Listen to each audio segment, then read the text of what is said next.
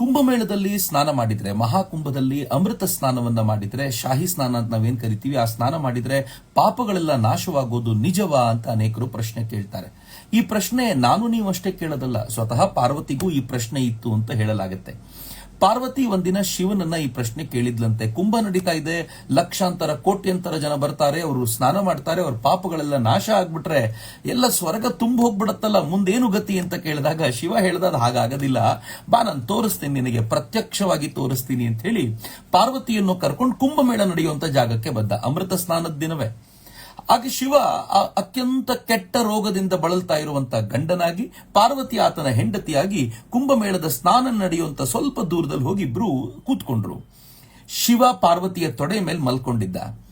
ಹೋಗ್ತಾ ಇರೋರು ಬರ್ತಾ ಇರೋರು ಸ್ನಾನ ಮಾಡ್ತಾ ಇರೋರೆಲ್ಲ ಇವರಿಬ್ಬರನ್ನು ನೋಡ್ತಾರೆ, ದಂಪತಿಗಳನ್ನ. ಕೆಲವರು ಬಂದು ಕೇಳ್ತಾರೆ ಏನಾಯ್ತು ಅಂತ. ಆಗ ಪಾರ್ವತಿ ಹೇಳ್ತಾಳೆ, ಇವನು ಅತ್ಯಂತ ಕೆಟ್ಟ ರೋಗದಿಂದ ಬಳಲ್ತಾ ಇದ್ದಾನೆ, ಯಾಕೆಂದ್ರೆ ನನ್ನ ಗಂಡ ಮಹಾಪಾಪಿಯಾಗಿದ್ದ, ಆ ಪಾಪದ ಫಲವಾಗಿ ಈ ರೋಗದಿಂದ ಬಳಲ್ತಾ ಇದ್ದಾನೆ. ಈಗ ಅವನಿಗೆ ಯಾರಾದ್ರೂ ಸ್ನಾನ ಮಾಡಿಸಬೇಕು, ಈ ಗಂಗೆಯೊಳಗೆ, ಈ ಪವಿತ್ರ ತ್ರಿವೇಣಿ ಸಂಗಮದಲ್ಲಿ ಸ್ನಾನ ಮಾಡಿಸಿದ್ರೆ, ಅದು ಇವತ್ತಿನ ದಿನ ಸೂರ್ಯಾಸ್ತದೊಳಗೆ ಸ್ನಾನ ಮಾಡಿಸಿದ್ರೆ ಅವನು ಪಾಪದಿಂದ ಮುಕ್ತನಾಗ್ತಾನೆ, ಈ ರೋಗ ಪರಿಹಾರ ಆಗುತ್ತೆ ಅಂತಂದ ತಕ್ಷಣ ಎಲ್ಲರೂ ಮುಂದೆ ಧಾವಿಸಿ ಬರ್ತಿದ್ರಂತೆ, ನಾನ್ ಮಾಡಿಸ್ತೀನಿ ಅಂತ. ಆದ್ರೆ ಒಂದೇ ಒಂದು ಸಮಸ್ಯೆ ಇದೆ ಅಂತ ಆಕೆ ಹೇಳ್ತಿದ್ಲು. ಯಾರು ಪಾಪವನ್ನೇ ಮಾಡ್ಲಿಲ್ವೋ ಜೀವನದಲ್ಲಿ ಅವರು ಇವನಿಗೆ ಸ್ನಾನ ಮಾಡಿಸಬಹುದು, ಯಾರು ಪುಣ್ಯವಂತರು ಅವರು ಸ್ನಾನ ಮಾಡಿಸಬಹುದು. ಅಕಸ್ಮಾತ್ ಅವರು ಪಾಪವನ್ನೇ ಮಾಡಿದ್ದಾಗಿದ್ರೆ ಇವನ ಪಾಪಗಳೆಲ್ಲ ಅವ್ರಿಗೆ ಹೋಗುತ್ತೆ, ನನ್ನ ಗಂಡ ಪಾಪ ಮುಕ್ತನಾಗ್ತಾನೆ ಅಂತ ಹೇಳ್ತಿದ್ಲು. ತಕ್ಷಣವೇ ಬಂದವರು ಗಾಬರಿಯಾಗಿ ಹತ್ರ ಬಂದು ಇನ್ನೇನು ಅವ್ನು ತಗೊಂಡು ಹೋಗ್ಬೇಕು, ಹಿಂದಕ್ಕೆ ಹೋಗ್ಬಿಡ್ತಿದ್ರು. ಮಹಾ ಪಂಡಿತರು, ಮಹಾ ಜ್ಞಾನಿಗಳು ಬಂದ್ರು, ಅನೇಕ ಸಂತರು ಬಂದ್ರು, ನಾವು ಮಾಡಬಹುದು ಈ ಕೆಲಸವನ್ನ ಅಂತ. ಆದ್ರೆ ಯಾವಾಗ ಈ ಕಂಡೀಷನ್ ಕೇಳ್ತಿದ್ರು ವಾಪಸ್ ಹಿಂದಕ್ಕೆ ಹೋಗ್ಬಿಡ್ತಿದ್ರು. ಮುಂದೇನ್ ಮಾಡಬೇಕು ಅಂತ ಯೋಚನೆ ಮಾಡ್ತಾ ಇನ್ನೇನು ಸೂರ್ಯಾಸ್ತ ಆಗ್ತಾ ಇರುವಂತ ಹೊತ್ತು ಬಂದ ಸಂದರ್ಭದಲ್ಲಿ ಅಲ್ಲೊಬ್ಬ ದರೋಡೆಕೋರ ಬಂದ. ಅವನ್ ಮಹಾಪಾಪಿ, ಅವನೊಳಗೆ ಇರಬಾರದು ಎಲ್ಲವೂ ಇತ್ತು, ಕಲ್ಮಶಗಳನ್ನು ತುಂಬಿಕೊಂಡಿದ್ದಂತ ವ್ಯಕ್ತಿ ಬಂದ. ಅವನು ನೋಡಿದ ಈ ದಂಪತಿಗಳನ್ನ, ಏನಾಯ್ತು ಅಂತ ಕೇಳಿದ. ಆಕೆ ಎಲ್ಲ ಕತೆ ಹೇಳಿದ್ಲು. ಅವನಂದ ಒಂದೇ ನಿಮಿಷ ಇರು, ಈಗ ಬಂದೆ ಅಂತ ಓಡಿದ.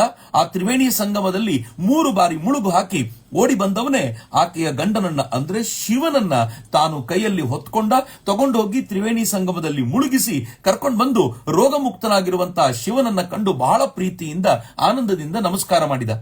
ಆಗ ಆಕೆ ಕೇಳಿದ್ಲು, ನೀನ್ ಇಷ್ಟು ಪಾಪಿ ಅಂತ ನೋಡಿದ್ರೆ ಗೊತ್ತಾಗುತ್ತೆ, ಬಟ್ ನೀನ್ ಯಾವ ಧೈರ್ಯದಿಂದ ಇವನನ್ನ ಆ ತ್ರಿವೇಣಿ ಸಂಗಮದಲ್ಲಿ ಮುಳುಗಿಸ್ಲಿಕ್ಕೆ ಕರ್ಕೊಂಡು ಹೋದೆ ಅಂತಂದಾಗ ಅವನು ಹೇಳಿದ, ನಾನು ಪಾಪ ಮಾಡಿದ್ದ ನಿಜ, ನಾನು ಮಹಾಪಾಪಿಯೂ ಹೌದು, ಆದ್ರೆ ಇವತ್ತು ಯಾರು ತ್ರಿವೇಣಿ ಸಂಗಮದಲ್ಲಿ ಸ್ನಾನ ಮಾಡ್ತಾರೋ ಅವ್ರ ಪಾಪಗಳೆಲ್ಲ ಮುಕ್ತವಾಗ್ತವೆ ಅಂತ ಅಷ್ಟು ಧೈರ್ಯವಾಗಿ ಎಲ್ಲರೂ ಹೇಳಿರ್ಬೇಕಾದಾಗ ನಾನು ಯಾಕೆ ಹೆದರಬೇಕು, ನಾನು ಮೊದಲು ಪಾಪ ಮುಕ್ತನಾದೆ, ಆನಂತರ ಬಂದು ಈ ಕೆಲಸಕ್ಕೆ ನಿಂತೆ ಅಂತ ಅವನು ಹೇಳಿದಾಗ ಪಾರ್ವತಿ ಮತ್ತು ಶಿವ ಅಲ್ಲಿಯೇ ಅವನಿಗೆ ದರ್ಶನ ಕೊಟ್ಟು ಅಂತರ್ಧಾನರಾದ್ರು ಅಂತ ಹೇಳ್ತಾರೆ. ಆನಂತರ ಶಿವ ಪಾರ್ವತಿಗೆ ಹೇಳಿದಂತೆ, ನೋಡು, ಸ್ನಾನ ಮಾಡಿದ ಎಲ್ಲರ ಪಾಪ ಪರಿಹಾರ ಆಗೋದಿಲ್ಲ, ಯಾರು ಶ್ರದ್ಧೆಯಿಂದ ಸ್ನಾನ ಮಾಡ್ತಾರೋ ಅವರ ಪಾಪಗಳು ಮಾತ್ರ ಪರಿಹಾರವಾಗ್ತವೆ ಅಂತ. ಎಷ್ಟು ಚೆನ್ನಾಗಿದೆ ನೋಡಿ.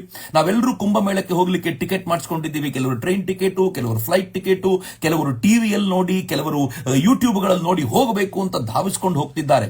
ಎಲ್ರಿಗೂ ಅನ್ಸ್ಬಿಟ್ಟಿದೆ ಅಲ್ಲಿ ಸ್ನಾನ ಮಾಡಿದ್ರೆ ಪಾಪ ಪರಿಹಾರ ಆಗುತ್ತೆ ಅಂತ. ಡೆಫಿನೆಟ್ಲಿ ಇಲ್ಲ. ಶ್ರದ್ಧೆಯ ಸ್ನಾನಕ್ಕೆ ಮಾತ್ರ ಪರಿಹಾರದ ಶಕ್ತಿ ಇರೋದು. ಹೀಗಾಗಿ ಈ ಬಾರಿ ಯಾರ್ಯಾರು ಕುಂಭಕ್ಕೆ ಹೋಗ್ತಾ ಇದ್ದೀವೋ ದಯಮಾಡಿ ಆ ಶ್ರದ್ಧೆಯಿಂದ ಸ್ನಾನ ಮಾಡುವಂತ ಒಂದು ಪ್ರಯತ್ನ ಮಾಡಿ. ನಂಗೆ ಗೊತ್ತಿದೆ ಅಲ್ಲಿ ಸಿಕ್ಕಾಪಟ್ಟೆ ಜನ ಇರ್ತಾರೆ, ನಾಗಾ ಸಾಧುಗಳು ಇರ್ತಾರೆ. ಒಂದೊಂದು ಸಲ ಸ್ನಾನಕ್ಕೆ ಹೋದಾಗ ಲಕ್ಷಾಂತರ ಜನ ಧಾವಿಸಿ ಬರ್ತಾರೆ. ಮೊನ್ನೆ ಪವಿತ್ರ ಸ್ನಾನಕ್ಕೆ ಹೆಚ್ಚು ಕಡಿಮೆ 5 ಕೋಟಿ ಜನ ಸ್ನಾನ ಮಾಡಿದ್ದಾರಂತೆ.